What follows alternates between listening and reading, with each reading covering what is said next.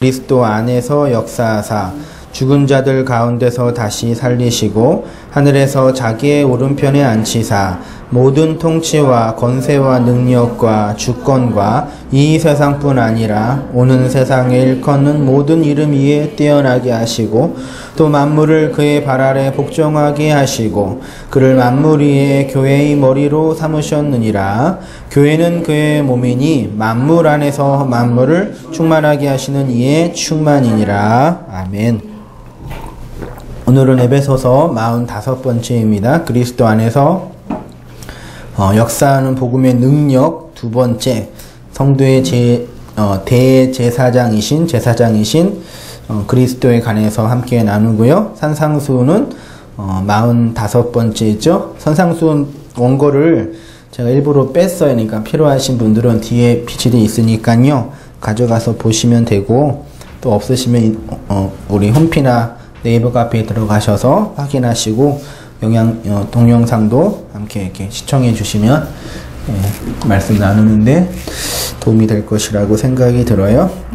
1장 20절에 있는 말씀 근거로 한번 말씀 나누고 공부하도록 하겠습니다. 미신과 맹신이 있죠. 지난주 그리스도 안에서 역사하는 복음의 능력, 선지자의 사역에 대해서 나누었고요. 못 들으신 분은 꼭 들으시고, 연결되는 거니까 그때 나누었던 거 다 연결되는 거니까 다 일일이 설명하면 시간 많이 들어서 일부러 설명 안 한 게 있으니까요. 확인해 보시면서 그것도 들어보시면 좋겠어요. 미신과 맹신이 있습니다.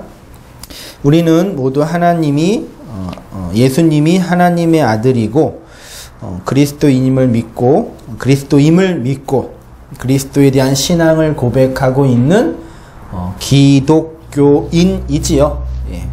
여러분 중에 아직도 기독교 신앙에 대해서 모르시거나 그 다음에 혼란스러운 분들이 혹시 계시다면 교사의 가르침과 개인적인 성경 연구와 그리고 하나님 앞에 드려지는 간절한 기도를 통해서 우리가 믿고 있는 기독교 신앙의 내용이 무엇인지 함께 배우고 나누고 정확하게 분명하게 알아야 될 것이라고 믿습니다. 그렇지 않고 일주일에 한 번 예배 드리는 것으로 우리의 신앙을 대신한다면 종교개혁 시대에 기독교 카톨릭 교도들처럼 미신과 맹신을 근거로 신앙생활을 했던 무지한 영혼들과 크게 다를 것이 없습니다. 무지에 갇혀있는 영혼들은 이렇게 미신과 맹신적인 가르침이 기독교 신앙이라고 철석같이 믿으면서 열심히 혹은 나름대로 종교 생활을 하고 있다라는 거죠. 제가 교회 사책을 계속 이렇게 보고 연구를 하면 할수록 어떻게 그 시대랑 지금 시대랑 이렇게 크게 다를 것이 없을까라고 한탄을 하게 돼요. 그 종교개혁 시대나 그 카톨릭 시대나 그 중세 시대의 교회사를 이렇게 보면 마녀사냥 같은 거 정말 말도 안 되는 그런 것들을 하면서 자기의 말이나 자기의 교권에 반대하는 어떤 사람들을 그렇게 비참하게 죽이기도 하고, 식민지 그 서구의 기독교 문명이 수많은 그 아프리카나 아시아나 남미 같은 식민지를 약탈하면서 인디안 같은 사람들은 학살을 했거든요. 그 이유 중에 하나가 그분들의 신학과 신념 속에 그 인디안이나 그 흑인은 사람이 아니라고, 영혼이 없는, 마치 짐승과 사람 사이에 있는 그런 존재라는 그런 신학을 근거로 그들의 영혼과 나라를 그렇게 약탈을 했지요. 또 중세의 면죄부 같은 거, 지금 생각하면 말도 안 되잖아. 이게 내 땀 닦는 휴지가 아니라 수건인데 이거 잘 갖고 계시면은 천국 갈 때 도움이 된다고. 그러면 저한테 뭐라 그러겠어요, 여러분은요? 정신병자라 그러겠죠? 말도 안 되죠? 근데 15세기경에 14세기경에는 그러고 살았어요, 진짜. 그리고 이게 뭐 얼마나 그러고. 그렇게 연옥 교리를 만들어가지고 하나님 제대로 믿지 않은 사람은 천국과 지옥 가운데 들어가는데 아래에 있는 성도들이 자손들이 헌금을 열심히 내면은 동전 소리가 연보기에 떨어질 때 이제 그들의 영혼이 천국으로 들어간다. 웃기죠? 말도 안 되죠? 근데 그게 철석같이 믿으면서 그런 줄 알고 열심히 봉사하고 헌금 내면서 사제의 말을 들으면서 신앙생활을 했어요. 얼마 안 돼요. 500년 전이에요. 지금은 안 그러는지 아세요? 뭐 잠깐 얘기 들어보니까 한국의 전 세계에서 제일 큰 교회 중에 한 교회를 담임하고 있는 어떤 목사님은 한 번 기도를 받으려면은 1,000,000원 정도의 감사헌금을 내야 된다고. 정말 1,000,000원인지는 잘 모르겠지만 아무튼 꽤 많은 돈을 내야지 기도를 받을 수 있다. 그래서 막 대통령 후보들이나 정치 그 후보들이 이제 가서 머리를 조아리고 기도를 받는다고. 괜찮은 돈 장사가 될 것 같는데 누군가 저한테는 아무도 돈 받는다고는 안 하지만 저기 기도 받는다고 안 했는데 아무튼 이렇게 그 카톨릭에서 나온 개신교라고 하는 이 기독교인들조차도 그 당시의 시대랑 크게 다를 것이 없는 거예요. 여전히 많은 사람들은 자신들이 믿고 있는 기독교 신앙이 어떤 내용을 가지고 있는지, 내가 누구를 믿고 있는지, 그 믿고 있는 예수가 누구인지 모르고 미신과 맹신적인 가르침 가운데 있다라는 얘기죠.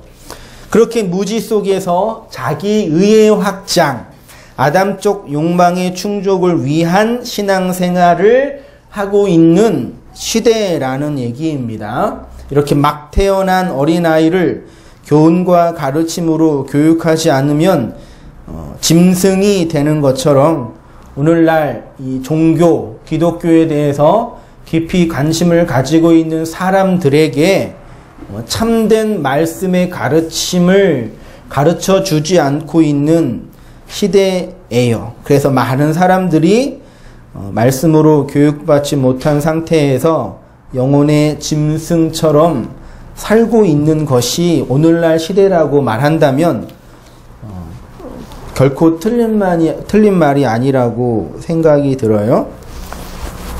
오늘 한국 기독교 안에서 일어나고 있는 이 비상식적이고 끔찍한 이유가 무엇이겠습니까? 어떻게 그렇게 타락했던 중세교회와 비슷한지 모르겠습니다. 제가 지금 윤리적인 문제를 비판하고 목회자가 타락을 했다, 성도들이 비상식적이다, 그런 걸 말하고 싶은 게 아닙니다. 중요한 건 그거예요. 자신들이 무엇을 믿고 있는지, 누구를 믿고 있는지를 모르는 것이에요. 기독교 신앙의 내용, 구원의 복음의 진리, 그 진리의 말씀이라는 내용이 없다라는 얘기입니다. 그래서 이상한 종교적인 좀비가 되어 가고 있는 것 같아요. 나름대로 종교적인 열심과 자기 나름대로의 열정을 가지고 신앙생활을 하고 있는 듯 해요.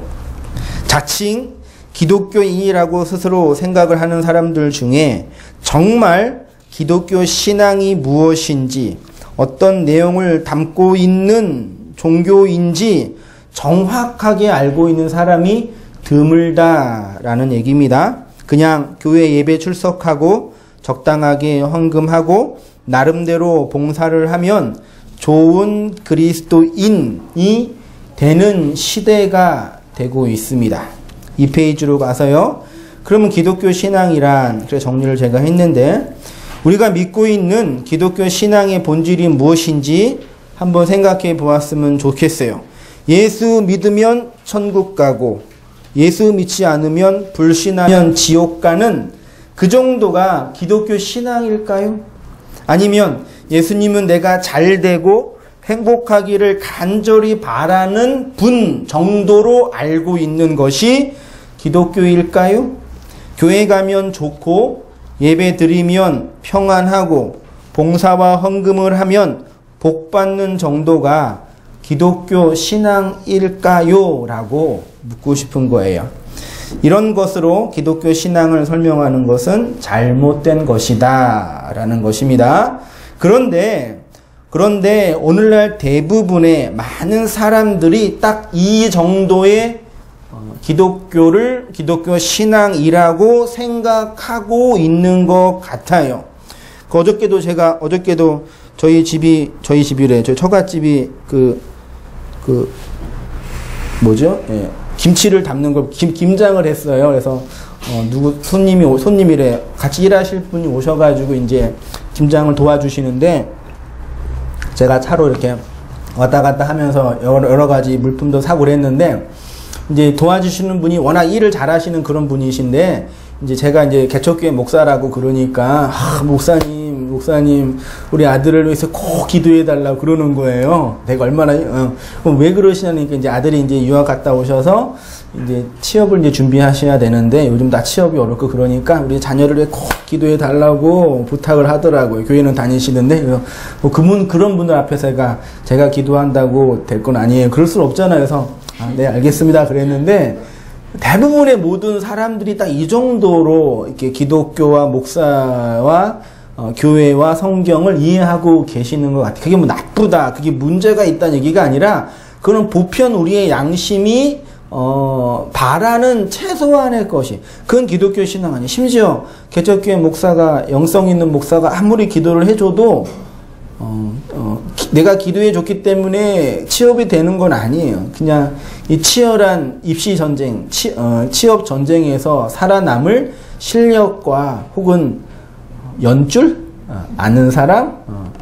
그 정도가 있어야지 될까 말까 하는 시대인데 기도해 드릴 수 있고 또 마음으로 잘 됐으면 좋겠다는 마음이 있어요. 여러분도 그랬으면 좋겠어요. 근데 그것과 실제로 내용이 다르다. 그 말씀을 드리고 싶은 건데 여전히 많은 분들은 그렇게 하나님이 나에게 내가 잘되고 바라기를 원하시는 분이고 우리가 간절히 기도를 하면은 하나님 응답해 주시는 좋은 분이라는 얘기죠. 속으로 그랬죠.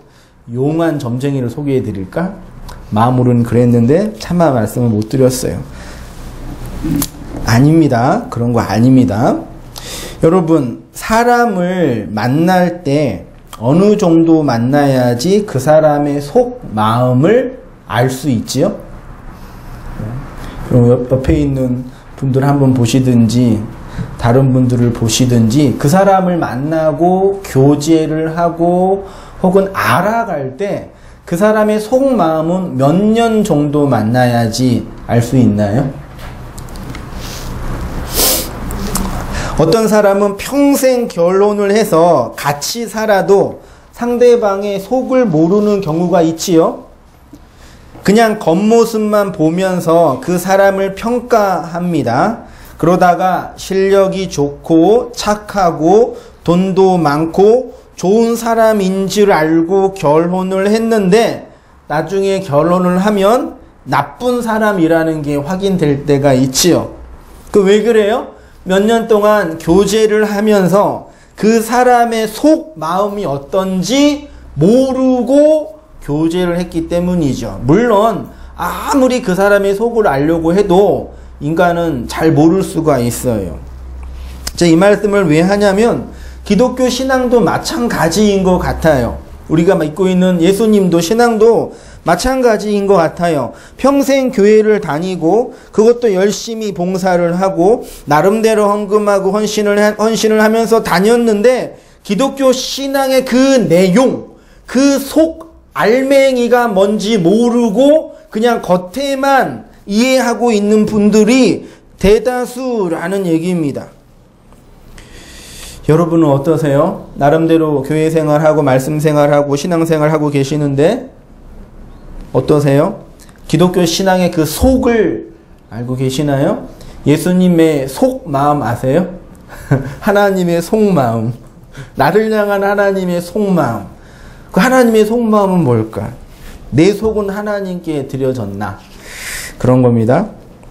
오늘 한번 그 문제를 그리스도라는 단어를 중심으로 한번 그 말씀 나누도록 하겠습니다. 우리가 지금 20절에 기름 부음을 받은 자, 그 능력이 그리스도 안에서 역사하사 죽은 자들 가운데서 다시 살리시고 해서 그리스도 안에서 역사하다. 그 그리스도가 크리스토스, 기름 부음을 받은 자라고 했죠. 그 기름 부음을 받은 자가 첫 번째가 구약에서 뭘로 나타났어요? 선지자로 나타났고, 두 번째가 제사장으로, 세 번째가 왕으로 나타났는데, 지난주에 선지자에 대해서 잠깐 말씀 나누었던 거고, 오늘은 이 제사장의 문제를 나누면서 한번 공부를 깊이 하도록 할게요. 기독교의 기원이 있습니다.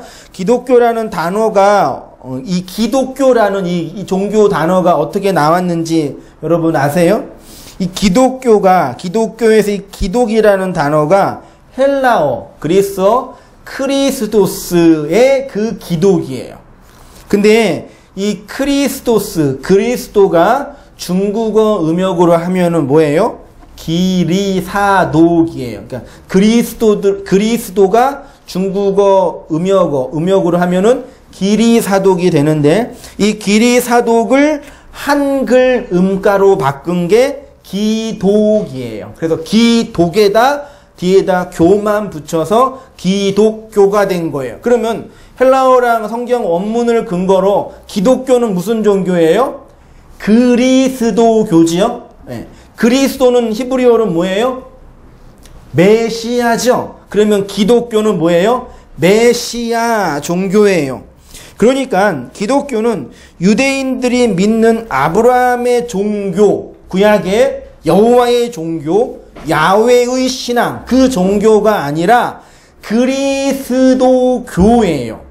그리스도로 해석된 종교가 기독교예요. 잘 들으셔요. 구약의 경전을 가지고 있는 종교가 되게 많잖아요.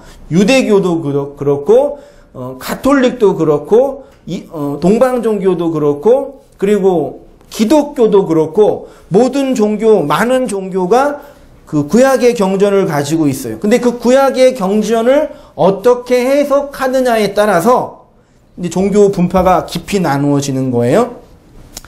유대교의 기독론적인 개혁, 이 페이지에 그 부분이 있습니다.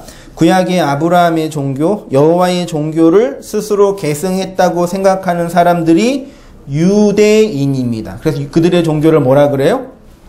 예. 유대교라고 그래요. 기독교는 유대교를 개혁한 종교입니다. 종교학적으로 볼 때. 그러면 유대교를 초창기 개혁한 선두주자가 누구죠? 예수 그리스도예요. 나사렛 예수라고 하는 그 젊은이가 유대교를 개혁한 거예요. 그래서 공관복음서를 잘 읽다 보면 예수님과 대척점에 있던 사람들이 누구예요? 유대교 종교 지도자들이에요.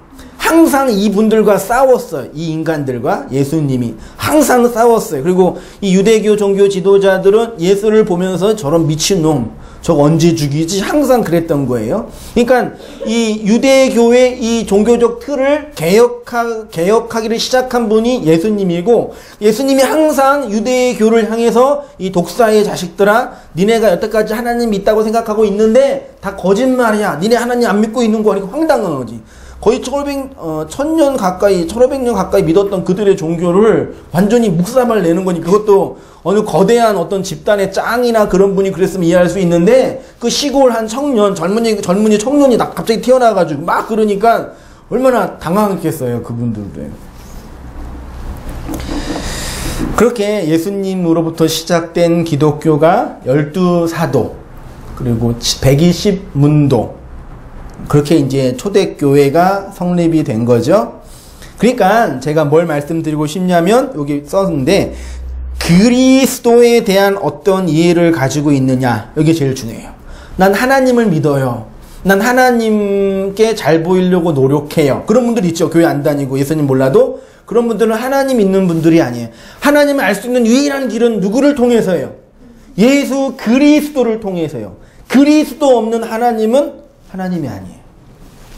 그래서 하나님이 중요한 게 아니라 누가 중요해요?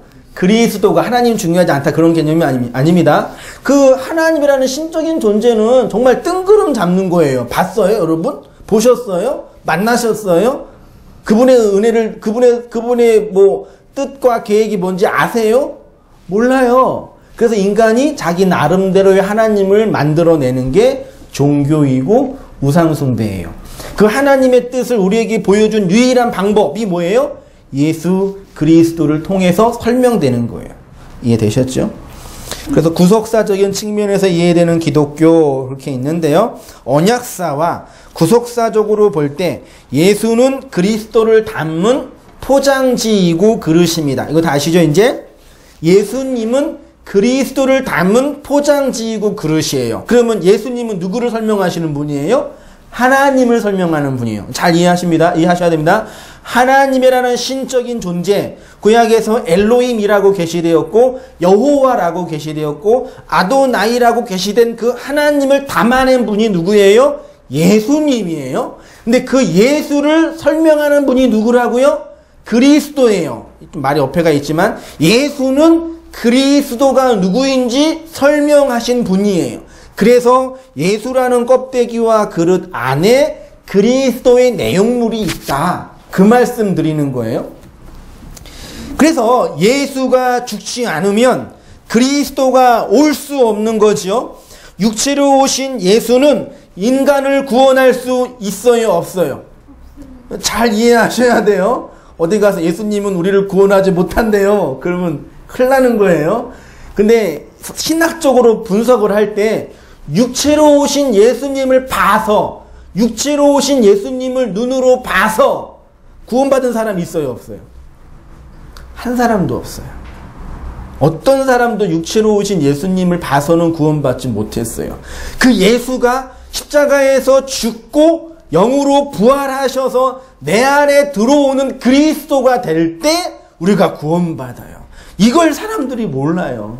그러니까 예수님이 언제 태어나고 아기 예수 그 귀하신 아기 예수 그게 중요한 게 아니란 말이에요. 그 쉬는 날 잘 쉬고 뭐 어저께 보니까 시청 앞에 그 크리스마스 점등식 해가지고 뭐 사람 모여서 거기 어디 예수가 있나요? 거기에 크리스마스 점등식이 예수님이 계셔요? 근데 교회가 그걸 앞장서가지고 몇 천만 원 저기 주면서 한다 그러고 그거 안 하면 불교에 밀린다고 막 더 열심히 한다고 그러고 헛짓거리 하시는 것들이에요. 물론 이제 우리의 그 문화가 그러니까 좋은 크리스마스 문화를 만들자. 나쁘지 않죠. 예수님만 없는 산타만 계시는 문화잖아요. 이렇게 좋게 잘 이렇게 쉬면서 또 이렇게 남자친구 없는 사람 남자친구들 만들면서 보내면 나쁘지 않다고 생각이 드는데 뭘 말씀하시는지 아실 겁니다. 이렇게 육체로 오신 예수님을 눈으로 봐서는 구원받지 못해요. 그 예수가 그리스도로 부활하여 내 안에 들어올 때 진정한 구원이 가능합니다. 그래서 예수가 십자가에서 죽고 그리스도로 부활하여 그리스도의 영으로 그리스도의 말로 성도와 연합할 때 진짜 구원, 진짜 하나님 백성, 교회가 만들어지는 거예요. 예수는 반드시 죽어야만 했습니다. 예수님은 반드시 죽어야만 했습니다. 그래서 예수님의 죽음을 반대했던 베드로를 향해서 이 사탄아 예수님께서 책망하신 거고 예수님 빨리 죽으세요. 관짜고 예수님께 드렸던 마리아는 예수님께 칭찬을 받은 거예요. 본문 한번 볼게요. 마태복음 16장 21절. 이때로부터 예수 그리스도께서 자기가 예루살렘에 올라가 장로들과 대제사장들과 서기관들에게 많은 고난을 받고 죽임을 당하고 제3일에 살아나야 할 것을 제자들에게 비로소 나타내시리라. 그 전까지는 예수님이 내가 죽고 부활한다 그런 말을 한 번도 안 하셨어요. 근데 이때로부터 예수님께서 내가 이제 죽어야 돼 갑자기 말하는 거예요. 그때 베드로가 뭐라 그래요? 22절에 베드로가 예수를 붙잡고 향변하여, 이 향변하여 각주 6번이죠. 에피티마오예요. 비난하다, 책망하다, 견책하다. 바울이 디모데에게 너는 말씀을 전할 때 견책하고 경계하며 견하라 그랬죠. 그때 경책이에요. 책망하라예요. 네, 똑바로 사세요. 주님을 바로 아세요? 그때 견책이 이 에피티마오인데 향본으로 번역을 했어요. 그러니까 베드로가 예수님께 뭐라 그런 거예요? 베드로야, 내가 이제 죽어야 돼. 그러니까 예수님 죽으시면 안 돼요. 그게 아니라 네가 죽는다고 지금? 너 죽으면 안 돼. 그러는 거예요. 멱살잡이 정도 된 거죠, 말하자면. 내가 너한테 바친 돈이 얼만데 몇 년을 따라가고 있는데 죽는다 그러는 거야. 그런 뉘앙스가 담겨져 있는 거예요. 항변한 거예요. 책망을 한 거예요. 죽으면 안 되는데 왜 죽겠다 그러는 거야. 내 인생과 내 꿈이 다 너한테 있는데, 당신한테 있는데 왜 죽겠다 그러는 거예요. 죽지 마 그러는 거예요. 그래서 예수님께서 한 발 더 나가셨죠. 23절 예수께서 돌이키시며 베드로에게 이르시되 사탄아 사탄아 내 뒤로 물러가라. 너는 나를 넘어지게 하는 자로다. 내가 하나님의 일을, 원문에는 하나님을 이에요. 하나님의 일이라는 게 사실은 없어요. 하나님을 생각하지 않고 사람의 일이 아니라 사람을 생각한다. 베드로는 이렇게 2년 반 가까이 쫓아다녔던 그 수제자 베드로는 예수님께 말 한마디 잘못해서 사탄이라고 욕을 직사하게 얻어 드셨습니다. 근데 마태복음 26장 6절에 있는 한 여자를 보세요. 예수께서 베다니 나병 환자 시몬의 집에 계실 때에 한 여자가 매우 귀한 향유 옥합을 가지고 나와서 식사하는 예수의 머리에, 이거 얼마나 황당합니까? 밥 먹고 있는데 뒤에서 이렇게 부은 거예요. 물론 그때 향유가 2천만 원짜리 되겠지만 이렇게 부은 거예요. 밥 먹고 있는데 얼마나 황당했겠어요. 예수님은 가만히 계시는데 제자들이 보고 분개하여 이르되 무슨 의도로 이것을 허비하느냐. 이것을 비싼 값에 팔아 가난한 자들에게 줄 수 있었겠도다 하거늘 예수께서 아시고 그들에게 이르시되 너희가 어찌하여 이 여자를 괴롭게 하느냐. 그가 내게 좋은 일을 하였느니라. 11절 가난한 사람 자들은 항상 너희와 함께 있거니와 나는 항상 함께 있지 아니하니라. 이 여자가 내 몸에 이 향유를 부은 것은 뭐한대요? 내 장례는 죽음이죠. 마리아가 향유를 어디에 부었어요? 예수님의 머리에 부었어요. 예수님의 머리는 누구의 머리이죠? 교회의 머리이죠. 예수님의 머리가 케팔레, 그 머리가 교회의 머리가 되고, 그래서 교회의 머리가 되신 예수님으로 교회는 진정한 교회가 되는 거예요.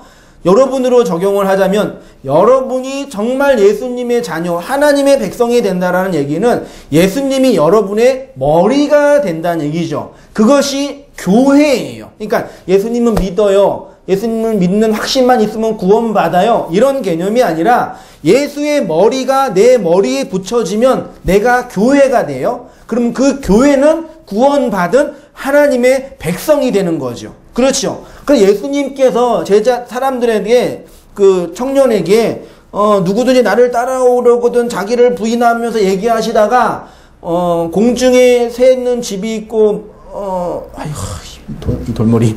그 여우는 굴이 있지만, 인자는 뭐 얻을 곳도 없다? 머리 둘 곳이 없다. 그게 예수님께서 뭐 가난하고 힘들고 월세방도 없다. 그런 뜻이 아니라, 아직 예수님의 머리가 어디에 안 들어갔어요. 교회에 아직 안 붙어진 거예요. 예수님의 머리는 교회로 들어가야 되거든요. 그러니까 아직 교회가 완성되지 않았다라는 구속사적인 그 설명을 지금 하고 계시는 거예요. 아직 내가 안 죽었어. 내가 죽으면 이제 교회가 진짜 완성이 될 거야. 그 말씀을 미리 하시는 거예요. 근데 마리아는 그걸 알았나 봐요.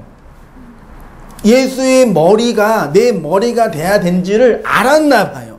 그래서 몇 년 동안 힘들게 버렸던 그 향유 옥합, 거의 그 당시에는 이게 재산 증식의 그 어떤 그렇게 됐대요. 그래서 또 열심히 돈 벌고 그것을 이제 향유로 바꾼 다음에 이만큼 됐겠죠. 향유에 부으고. 그래서 그게 거의 지금 부은 게 1년치, 거의 1년, 2년치 그 노동자 연봉 된다 그러더라고요. 그걸 부은 거니까 어마어마한 자기 인생을 다 드린 거죠. 그래서 제자들이 그걸 보고 이제 그 돈 가지고 좋은 일 쓰지 왜 예수 머리에 부었냐 그러는 거죠. 누가 좋은 사람이에요? 예수님이 볼 때 이 마리아 이게 좋은 거죠. 내 몸에 이 향유를 부은 것은 내 장례를 위함이니 내가 진실로 너희에게 이르노니 온 천하에 어디서든지 이 복음이 전파되는 곳에서는 여자가 행한 일도 말하여 그를 기억하리라. 여러분 말씀 들을 때 진리를 그 복음을 들을 때 이 향유 부은 마리아 이야기를 들은 적 있으세요? 없지요. 근데 예수님께서 이 말씀을 하신 건 무슨 뜻일까요? 온 천하에 어디든지 이 복음이 전파되는 곳에서는 이 여자가 행한 일, 그 일이 복음이란 얘기죠. 우리가 진리를 알고 예수님을 믿으면 이 향유 부은 마리아의 모습이란 얘기 우리가요. 그러니까 보세요. 마리아가 행한 일이 무엇이에요? 예수의 머리에 향유를 부은 거예요. 향유예요. 향유는 시체에 붓는 거예요. 예수님의 장사를 미리 생각하는 거예요. 그러니까 베드로는 예수님이 죽으면 안 되는 사람이고 마리아는 예수님이 반드시 죽어야 되는 사람이에요. 예수님 모시기에 누가 올바른 신앙인이에요? 말하자면 마리아란 말이에요. 이걸 우리가 착각하고 있어요. 우리가 예수님을 지키고 예수님을 위해서 노력하고 예수님께 무엇인가 드려서 그분을 기쁘게 한다는 개념이 아니라, 그것도 중요하지만 신앙의 시작은 그게 아니라 예수가 나한테 죽어야 할 존재이냐는 게요. 내 인생이 예수 죽음의 필연성이냐 이 얘기예요. 베드로는 예수 죽을 필요 없어요. 왜? 나는 죄인 아니고 나는 예수 죽음 필요 없고 내 힘과 내 욕망으로 충분히 예수님을 쫓아갈 수 있고 예수님이 기뻐하는 일을 할 수 있다고 생각을 했는데 마리아는 안 돼요. 내 힘으로는 예수님을 기뻐할 수 없어요. 그 예수가 반드시 죽어야만 내가 산다는 거 아는 거예요. 그래서 부은 거예요. 그래야 그녀가 진정한 교회, 그리스도의 몸이 될 수 있기 때문이죠. 그게 바로 복음입니다. 여러분들은 어떠세요? 베드로입니까? 마리아입니까? 예수는 그리스도를 설명하는 껍데기라고 했습니다. 예수가 죽어야 할 어린 양입니다. 예수가 죽어 그리스도로 부활하셨죠. 그래서 성령 강림 이후에 신약 교회의 신앙 고백이 바로 뭐예요? 그 예수가 그 그리스도였다라는 얘기입니다. 육체로 오신 그 예수가 구약의 그리스도로 기름 부음을 받아 제사장으로 선지자로 왕으로 사역하였던 그 그리스도라, 메시아다라는 것을 예수의 죽음을 통해서 확인한 겁니다. 죽고 부활하여 영으로, 즉 말씀으로 성도의 마음에 제위할 때 진정한 그리스도인, 그리스도의 영을 받은 성도가 되는 거예요. 그 표현을 20절에서 죽은 가운데서 부활하여 다시 살리시고 하늘에서 자기의 오른편에 앉히사로 설명한 거고, 이것이 예수가 죽고 부활하여 그 하늘들이 뭐라 그랬어요? 성도죠? 성도의 마음이죠? 하늘들, 성도의 마음의 오른편, 덱시오스, 진리로예요. 진리의 편으로 앉히사 우리가 그리스도인이 되는 거예요. 그래서 신약의 교회는 그리스도 없이는 설명할 수가 없어요. 그리스도는 누구 없이 설명할 수 없어요.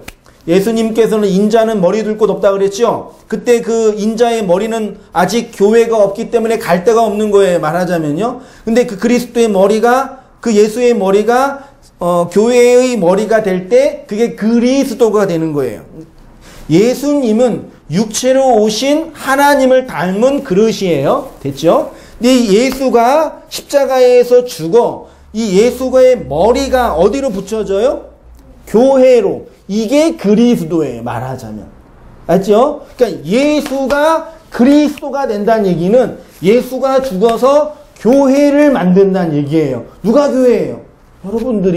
여러분들의 머리가 그리스도의 머리잖아요. 그래서 우리가 그리스도인이 되는 거예요. 그러니까 지금도 예수님을 내 밖에 두어서 예수님이 십자가에 죽어서 고마워요, 감사해요. 나를 위해 죽으신 예수님, 나를 위해 오신 그 아기 예수 너무너무 귀하고 사랑스러워요. 그 얘기는 무슨 뜻이에요? 아직 내가 예수의 머리에 몸이 안 됐다라는 고백이에요.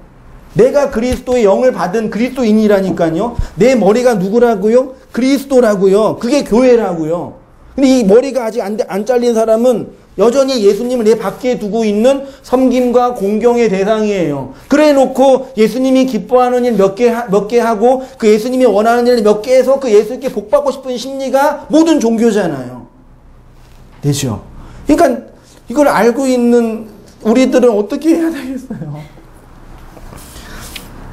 그래서 예수님이 밖에 둬서 지금도 필리핀 같은 데 가면은 화순절날 한 젊은 청년 선택한 다음에 십자가에 매달아요, 진짜로. 못 박고, 가시 멸류관 씌우고, 다리에 못 박고. 그래서 몇 년에 한 명 죽었어요, 진짜, 쇼크샤로. 이게 기독교예요? 미신이죠? 지금도 그 상파울로에 가면은 그 이만한 예수상 있잖아요. 그 세계, 불가사리 중에 하나라고 그러던데. 그렇게 불가사리? 죄송합니다. 준이야, 뭐지요? 불가사리. 그거 보면서, 예수님 멋있다. 거기에 그리스도가 있어요, 거기에요?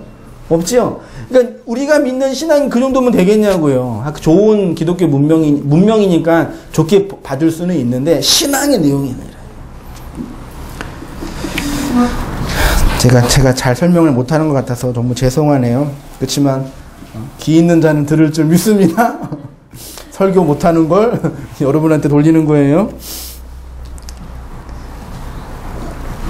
그래서 신약성경에 가면은 사도들이 항상 너희가 믿을 때 성령을 받았느냐라고 묻는 거예요.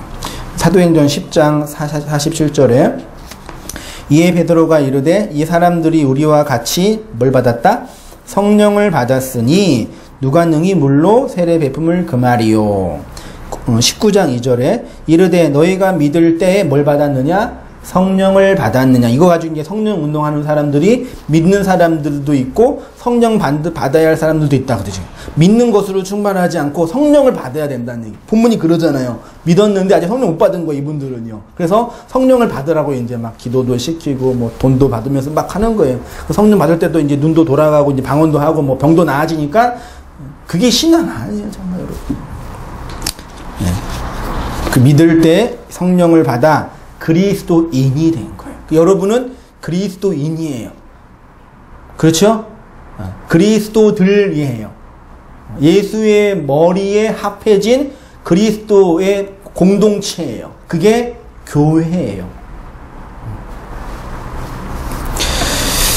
그리스도인의 참된 의미 정리했습니다. 우리가 이 본문을 통해서 성도, 교회라는 신적인 존재에 대한 무지와 오해, 곡해에서 벗어나야 합니다. 기독교인은 단지 예수님을 지적으로 믿고 그분의 대해서 동의하거나 기독교에 대한 호의나 기대를 갖는 것이 아닙니다. 물론 이런 과정이 있습니다.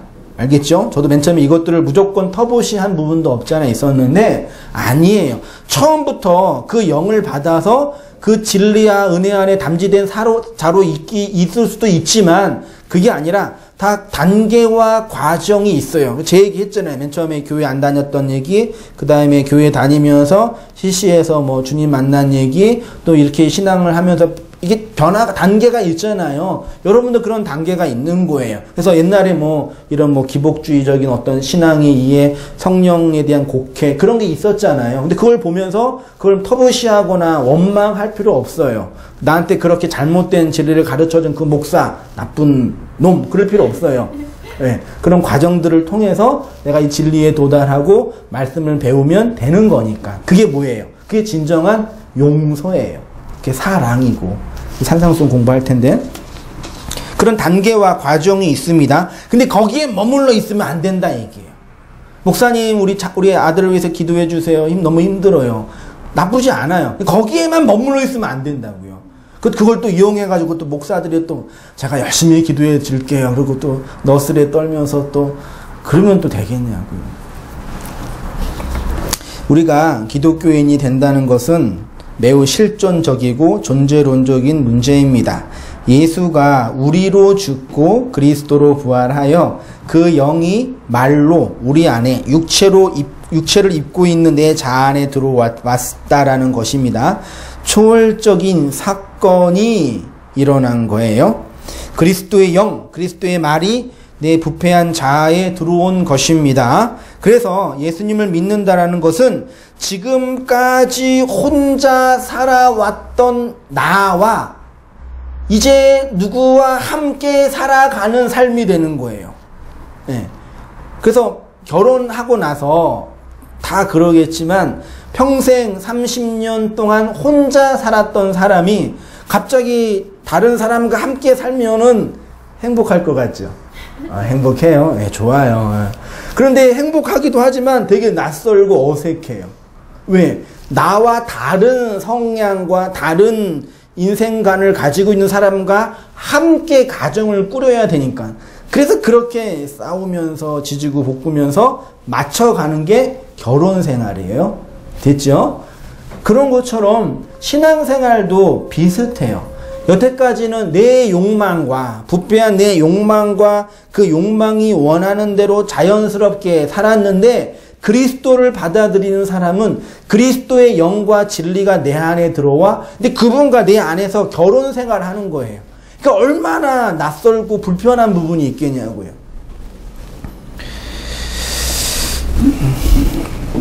그리스도가 우리 안에 영으로 말로 들어왔다라는 것은 결국 그분이 구약에서 기름 부음을 받은 자로 예표된 제사장과 선지자와 왕이 되셨다라는 것입니다. 바로 우리의 제사장이 되신 것이고 선지자가 되신 것이고 왕이 되신 거죠. 그런 존재를 성도 교회라고 합니다. 자신이 제사장이면서 제물로 우리를 대신하여 자신의 살과 피를 하나님께 드린 분, 그분이 예수 그리스도입니다. 어린 양으로 제물이 되셨고 또 대제사장으로 제물을 드리는 자가 되신 거예요. 그 이야기가 히브리서 10장에 있는데 히브리서도 매우 중요한 성경이에요. 나중에 기회 되면 함께 깊이 말씀을 공부하겠지만 한번 이 본문만 잠깐 살펴볼게요. 히브리서 10장 1절 이하에 우리의 제사장이 되신 그리스도를 설명하는 거니까요. 조금 길지만 한번 보세요. 집에 가셔도 또 꼭 한번 다시 보시면서 다시 이렇게 묵상하고 복습하셨으면 좋겠어요. 히브리서 10장 1절입니다. 율법은 장차 올 좋은 일에 뭐예요? 그림자예요. 뿐이요 참 형상이 아니므로 해마다 늘 드리는 같은 제사로는 나오는 자들을 언제나 온전하게 할 수 없느니라. 그렇지 아니하면 섬기는 자들이 단번에 정결하게 되어 다시 죄를 깨닫는 일이 없으리니 어찌 제사 드리는 일을 그치지 아니하였으리요. 그러나 이 제사들에는 해마다 죄를 기억하게 하는 것이 있나니 이는 황소와 염소의 피가 능히 죄를 없이 하지 못함이라. 그러므로 주께서 세상에 임하실 때에 이르시되 하나님이 제사와 예물을 원하지 아니하시고. 왜 하나님이 제사와 예물을 원하지 아니하신대요? 이거 여러분 잘 이해해야 돼요. 구약 본문을요.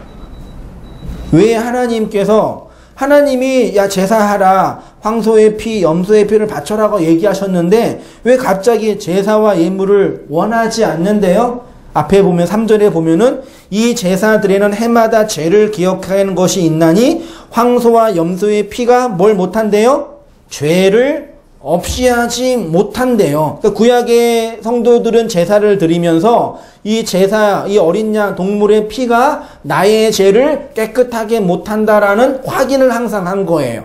그러면 누가 필요하다는 얘기예요? 이 제사를 완전하게 할 어떤 분이 필요하다는 것을 구약의 성도들은 직감했겠죠. 그분이 누구예요? 그리스도로 예표된 거죠. 그걸 구약의 성도들은 알았을 거예요.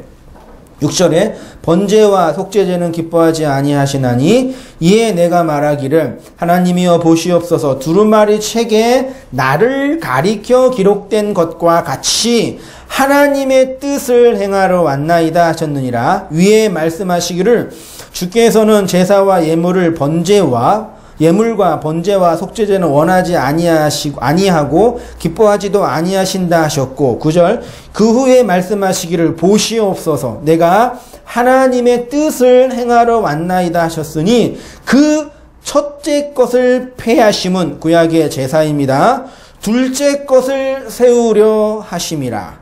10절 이 뜻을 따라 예수 그리스도의 몸을 단번에 들이심으로 말미암아 어디에서? 십자가에서 우리가 거룩함을 얻었노니 제사장마다 매일 서서 섬기며 자주 같은 제사를 드리되 이 제사는 언제나 나를 죄를 없게 하지 못하거니와 이 제사들은 언제나 매일 했던 그 제사는 인간의 죄를 없이 하지 못하거니와 12절에 오직 그리스도는 죄를 위하여 한 영원한 제사를 드리시고 어디에 있어요? 하나님 우편에 앉히사 그 후에 자기의 원수들을 자기 발등상이 되게 하실 때까지 기다리시나니 14절 그가 거룩하게 된 자들을 한 번의 제사로 영원히 온전하게 하셨느니라. 거룩하게 된 자들을 한 번의 제사로 영원히 한 방에 끝내신 거예요. 십자가에 예수님의 어린 양의 그 제사로 말미암아. 그래서 그 십자가의 제사로 죄 사함을 얻은 자들은 영원히 온전하게 된 거죠. 그러면 이렇게 예수의 몸을 단번에 들이심으로 하나님의 거룩함을 입은 성도는 어떻게 살아야 될까요? 혹은 어떻게 있어야 되나요? 혹은 어떻게 있게 되나요예요. 내가 그 은혜를 깊이 알았으니까 이렇게 해야 되겠다가 아니라 그 은혜가 나를 이렇게 만들게 돼요. 예수님의 머리가 여러분의 머리가 돼서 여러분이 진정한 그리스도인이 되셨지요. 네. 여러분이 그리스도의 영과 그리스도의 말씀을 가진 하나님의 백성이 되셨지요. 네. 여러분 안에 예수의 주권과 예수의 은혜, 하나님의 은총이 나타나고 있지요. 그러면 우리는 어떻게 살게 되냐, 어떻게 있게 되냐예요. 알겠죠? 그거 이제 나눌게요. 히브리서 13장 12절 보세요. 그러므로 예수도 자기 피로써 백성을 거룩하게 하려고 성문 밖에서 고난을 받으셨느니라. 예수님이 어디에서? 성문 밖. 성 밖에서예요. 그런즉 우리도 그의 치욕을 짊어지고 영문 밖으로 나아가자. 우리도 어디로 나아가요? 성전 밖으로 같이 가야 돼요. 14절. 우리가 여기에는 영구한 도성이 없으므로 장차 올 것을 찾나니 15절. 그러므로 우리는 예수로 말미암아 항상 뭘 드린다? 찬송의 제사를 하나님께 드리자. 줄쳐보세요. 1번하고 이 예수로 말미암아 그리스도로 말미암아 그리스도인이 된 성도의 모습은 뭐냐? 항상 찬송의 제사를 드리자. 찬송의 제사는 뭐예요? 아까 찬양했던 것처럼 찬양의 제사 드리며 성소로 나. 우리 이제 찬양하며 살아가는 삶이다. 그런 것만은 그런 게 아니겠죠. 그 다음 두 번째 이는 그 이름을 증언하는 입술의 열매. 아하, 찬송의 제사는 뭘까? 그 이름은 말씀이에요. 진리예요. 그 복음을 증언하는 입술이래요. 16절. 오직 선을 행함과 그것이 선행이겠죠. 서로 나누어 주기를 잊지 말라. 뭘 나누어 줘야 될까요? 그리스도의 보혈로 그리스도의 은혜를 담지한 성도는 선을 행해야 된대요. 그리고 나누어 줘야 된대요. 여러분 나누어 주세요. 나누어 줘야 된다고요. 하나님은 이 같은 제사를 뭐한다? 기뻐한다. 그러니까 구약의 희생 제사와는 다른 또 다른 제사를 드리는 건데 그 제사가 뭐냐? 선을 행하고 서로 나누어 주는 제사, 찬송의 제사, 이름을 증언하는 입술의 제사. 뭐 느끼는 거, 필 오는 게 있으시나요? 보세요. 그리스도의 영을 받은 성도는 예수로 말미암아 희생 제사가 아니라 무슨 제사? 찬송의 제사를 드려야 합니다. 그 찬송의 제사는 그 이름을 증언하는 입술의 열매라고 합니다. 그것이 곧 선을 행하는 것입니다. 그것은 예수라는 양식을 나누어 주는 코이노니아, 곧 영적인 교제입니다. 여러분 신약 성경에 보면은 교제, 코이노니아 그런 거 많이 들어봤죠. 그래서 교회 안에서도 코이노니아를 잘하고 서로 교제하자. 그래서 뭐 레크리에이션도 하고 뭐 편지도 써주고 하잖아요. 그런 일반적인 교제를 말하는 게 아니라 성경이 말하는 코이노니아적 교제는 그 양식을 함께 나누어 주는 거예요. 우리가 산상수훈에서 나누었던 건데, 그 제사를 통해 진리의 양식을 먹은 우리는 그 양식을 코이노니아로 나누어 주는 거예요. 그래서 구약의 5대 제사 중에 화목제라는 제사가 있는데, 그 제사는 어떤 제사냐면 헌제자가 양과 염소를 가지고 제물을 드리면, 거기에 제물을 드리면 이제 거기 있는 고기가 있잖아요. 그 고기를 함께 나누어 먹는 거예요. 그게 화목제예요. 그러니까 그 배경을 신약이 그대로 따와서 설명하는 거예요. 예수라는 그 양식을 우리가 유월절에서 먹었죠. 날 위해 예수가 죽었잖아요. 그분이 어린 양으로 죽었잖아요. 그래서 그 예수를 양고기로 우리가 먹은 거예요. 그 예수의 피와 살을 함께 나누어 주는 게 코이노니아, 교제라는 얘기예요. 알겠죠? 그래서 로마서 12장 1절에 바울이 이렇게 말합니다. 그러므로 형제들아, 내가 하나님의 모든 자비하심으로 너희를 권하노니 너희 몸을 하나님이 기뻐하시는 거룩한 산 제사로 드리라. 이는 너희가 드릴 영적 예배니라. 이 본문을 가지고 우리 몸을 이제 하나님께 드려야 된다는 얘기예요. 그게 영적인 제사고 산 제사란 얘기예요. 보세요.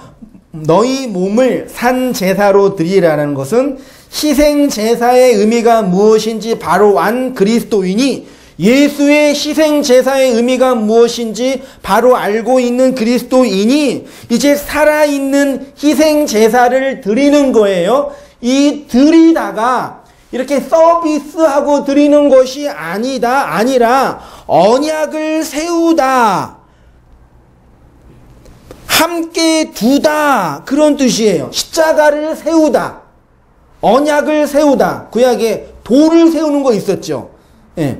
돌을 세울 때 그 단어가 드리다예요. 그러니까 우리 몸을 하나님께 드린다 개념은 우리 몸을 어떻게 하나님 어떻게 드려요? 시간의 11조를 하나님께 드려요? 헌금의 번 돈의 11조를 하나님께 드려요? 그 드리는 게 결국은 뭐예요? 내가 예수를 먹은 내가 이 역사 속에서 예수의 그 고기를 설명하는 언약의 기둥이 되는 거예요. 잘 들으세요. 예수 십자가의 은혜를 한 내가 그 은혜가 뭔지 모르는 사람들에게 예수가 이 역사 속에서 죽었고 인류를 위해 죽었다라는 언약의 기둥이 되는 거예요.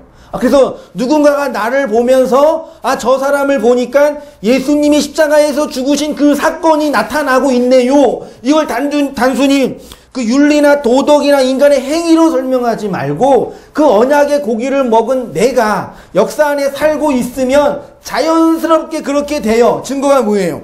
여러분이 복음을 알고 진리를 알게 되면 과거에 그 진리를 몰랐던 나의 모습이 보여요, 안 보여요? 보이죠? 그러면 과거의 나의 모습을 보면서 어떤 생각을 해요? 큰일 날 뻔했네. 저렇게 계속 있었으면 어떻게 할 뻔했어? 이런 생각이 들죠?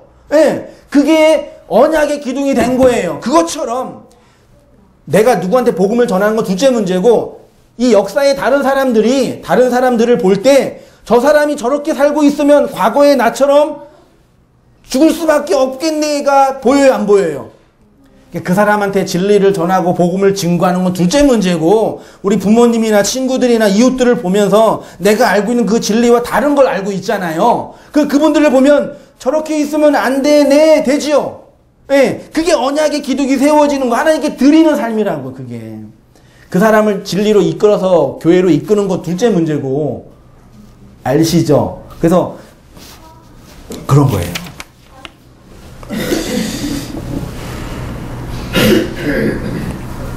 이렇게 그러니까 예수의 희생제사, 영단번에 드리는 영원한 제사로 거룩함을 입은 성도의 삶은 구약적 희생제사, 동물의 피를 드리는 것이 아니라 살아있는 희생제사이고 그것은 이 세상을 향한 하나님의 언약을 설명하는 또 다른 의미에서의 십자가라는 얘기입니다. 그것이 바로 영적인 예배입니다. 영적인 예배도 로기코스 라트레이아라는 단어인데 로기코스가 뭐 같아요? 로고스의 형용사가 로기코스예요. 라트레이아는 뭐냐면은 종교적인 섬김이에요. 그러니까 영적인 예배라는 거, 뭐 영적인 예배, 신령한 예배, 뭐 그게 뭐예요 도대체? 영적인 예배라는 게 우리의 몸을 하나님께 드리는 거룩한 영적인 예배가 뭐예요? 맨날 착하게 있고 그런 것 있나요? 영적인 예배가 도대체 뭐예요? 신령하게 찬양하고 간절하게 기도하고 방언 기도하고 그 영적인 예배란 얘기 자체가 진리의 말을 흘리는 거예요. 라트레이아 로기코스가. 그래서 신약 성경에서 성도가 하나님을 섬긴다, 다른 영혼을 섬긴다라는 것은 종교적인 행위가 아니라 그 진리와 그 양식이 없는 사람들이 보이잖아요. 그 사람들한테 그 진리의 양식을 나누어 주고 흘려주는 거예요. 아, 집사님 그렇게 기도한다고 될 문제가 아니라 하나님은 이런 분이세요. 하나님은 이렇게 우리에게 뜻을 가지고 계시고 우리가 이렇게 하기를 원해요 라고 얘기해주고 설명해주는 또 다른 의미에서 교사가 되는 거란 말이에요. 그러니까 성도가 된 우리가 진리를 가르쳐주는 온유한 자로 영혼들을 섬겨주는 교사로서 있는 거죠. 그래서 그렇게 신약 성경에 말씀을 가르칠 때 교만하지 않고 상대방의 입장에서 잘 얘기해 줘야지. 넌 그것도 몰라? 그렇게 해가지고 되겠어? 그러면 안 된다는 얘기죠.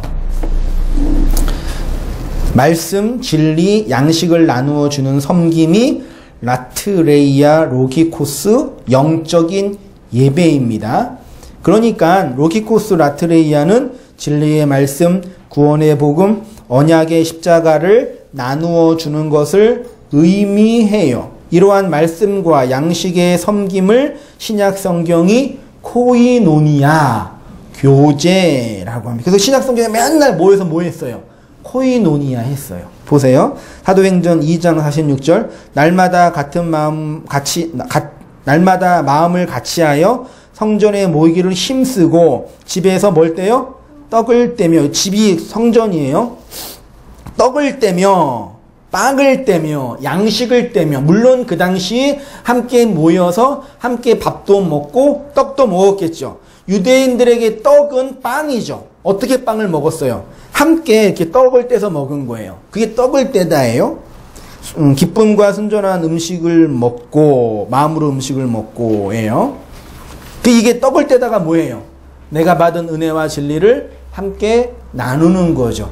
여러분, 개혁주의 신학에서, 우리가 믿는 개신교 신앙에서 은혜를 받을 수 있는 방편이 3개가 있어요. 첫째가 말씀, 둘째가 기도, 셋째가 성례. 이건 외우세요. 첫째가 뭐라고요? 말씀을 듣는 거. 말씀을 듣는 건 2가지가 있겠죠. 교사의 가르침을 통해 성경을 배우는 거. 둘째는 여러분 개인적으로 성경 읽기, 성경 연구하는 거예요. 뭐 큐티 같은 것도 그런 방식 중에 하나겠죠. 말씀을 통해서만 은혜를 받아요. 그러니까 말씀 읽기 잘하세요? 말씀 읽기 부담스러우면 원고라도 읽어주세요. 부탁드릴게요. 집에 가셔서 요거라도 읽어주세요. 묵상이라도 하세요, 제발. 말씀 읽기, 말씀 묵상, 설교 듣기, 그게 말씀이에요. 2번째가 기도예요. 기도는 뭐예요? 내가 들었던 그 말씀이 내 안에 들어와서 내 안에서 역동적이게 움직여지는 거. 그게 프로슈코마이, 기도잖아요. 그게 뭐 양식을 먹고 소화하는 거라 그럴까요? 예. 내 안에서 일어나는 거예요. 그러니까 여러분 말씀을 들었는데 그것들을 내 안에서 적절하게 소화하지 않으면은 그 들었던 말씀을 일주일 지나면 그냥 까먹어요. 교육학에서도 그 강의를 하는데 지난주에 강의를 듣고 일주일 지나면 지난주 강의를 다 정말 이해한 사람은 20%뿐이 안 된대요. 여러분이 지난주 설교 들었던 걸, 교육학 쪽에서 볼 때도 설교 들었던 걸 아무 생각도 안 하고 일주일 동안 정신없이 막 살다가 그 다음날 주일날 와서 딱 들으면은 지난주 들었던 설교 기억나요? 안 나요? 그 당연한 거예요. 선생님 목사 설교 못해서 그런 게 아니에요. 그 당연한 거예요. 그거를 묵상하고 토론하고 적고 그러면은 80, 90까지 올라간다는 얘기죠. 그 기도를 이렇게 하셔야 됩니다. 말씀 붙잡고 이렇게 이게 양식을 나눠주는 온땅교회 교회 되게 해달라고. 세 번째가 뭐예요? 성례예요. 성례는 뭐예요? 세례와 성찬이 있어요. 다 세례 받으셨죠? 우리 애들은 못 받았나? 받았죠, 다. 세례는 뭘로 해요? 물로 뿌리는 거죠. 성찬은 떡이랑 포도주죠. 이게 뭘 상징할 것 같아요? 말씀, 기도, 성례, 세례, 성찬은 그 양식을 함께 나누어 주는 거예요. 예수님의 몸, 예수님의 피, 그 몸과 피가 깨끗하게 하는 물, 그 양식을 내가 먹고 내가 먹었잖아요. 그 양식을 또 나누어 주는 거예요. 그게 성례예요, 사실은요. 그러니까 1년에 한두 번 모여서 그 까만 가운 입으신 목사님이나 장로님께 나누어주면서 이렇게 그냥 먹기도 하고 하시기도 하면서 일주일 동안 죄 지은 사람 먹지 마세요 협박도 듣기도 하면서 세례 못 받는 사람은 기다리세요 그러면서 하잖아요. 물론 식이니까 교단마다 그 정치적 색깔이 있으니까 그 따라가야 되는데 그 내용의 의미는 뭐냐? 이런 양식을 흘려주는 거란 말이에요. 나누어 주는 거예요. 그러니까 우리가 주일날 말씀 듣고 여기 모여서 차 마시면서 이렇게 이것저것 나누잖아요. 그게 그냥 하는 게 아니에요. 그게 코이노니아, 떡을 떼는 거예요. 그렇게 떼고 나누고 또 여러분 역사 속에 살다가 그 말씀 듣고 살다가 또 나누어주고 흘려주고 아직 나는 충분히 다른 사람한테 떡을 떼줄 수 있는 어떤 그런 상태가 아니라면 계속 배우고 잘 배우고 마음에 담고 또 그게 있으면 또 나누어주고 흘려주고 일단은 저렇게 있으면 안 된다는 거 알죠? 저건 옳지 않다는 거 알잖아요. 교회 공동체의 마지막 하고 마치겠습니다. 우리가 함께 모여서 예배를 드리고 성경을 공부하고 말씀을 나누는 이런 모임이 곧 성례, 세례와 성찬이라는 내용을 담고 있는 것입니다. 그것이 진리의 떡, 하늘의 양식을 이웃들과 함께 나누어 주는 것입니다. 교회는 이렇게 세 가지 은혜의 방편으로 자신이 먼저 하나님의 은혜를 받고 세상을 그 은혜로 떡으로 섬겨주는 신적인 공동체라는 얘기입니다. 그것이 성도가 드리는 거룩한 산 제물이고 영적인 예배이고 찬송의 제사이고 예수님의 이름으로 나타나는 말씀을 증언하는 입술이며 선을 행하는 일이고 떡을 나누어주는 착한 일입니다. 그 떡을 잘 드시고 하나님의 교회, 그리스도인으로 잘 계시고 또 그것이 없는 사람들한테 나누어 줄 수 있는 온땅교회가 되도록 여러분 각자도 힘쓰시고 함께 노력하면서 교회를 잘 세워갔으면 좋겠습니다.